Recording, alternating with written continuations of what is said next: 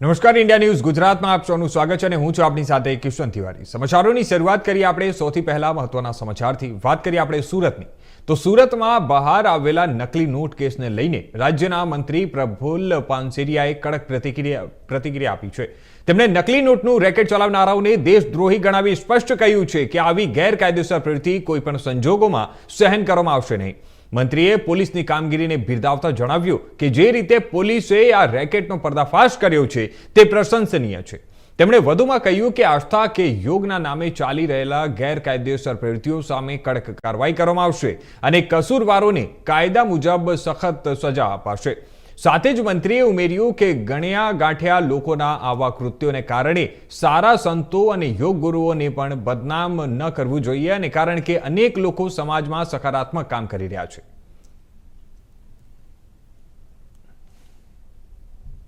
કોઈ પણ આડની અંદર આવી બે નંબરી પ્રવૃત્તિ કરતા હોય તો એને કાનૂની દંડ મળે, સ્વાભાવિક છે।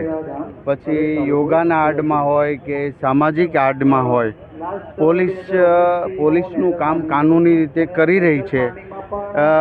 આવા રેકેટ પકડવા બદલ પોલીસને હું ખૂબ ખૂબ અભિનંદન આપું છું અને પોલીસે જે આવી પ્રવૃત્તિ કરનારાને ખુલ્લા પાડી અને તુરંત પકડી લીધા, એ બદલ પોલીસને અભિનંદન પાઠવું છું। કારણ કે આપને ખ્યાલ ન હોય કે કયા આડમાં કોણ કેવી પ્રવૃત્તિ કરે છે।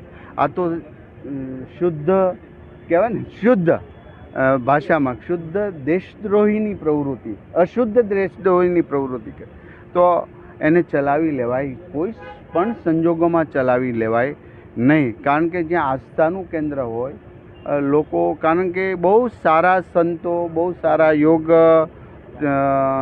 ગુરુઓ સારી પ્રવૃત્તિ કરી રહ્યા છે।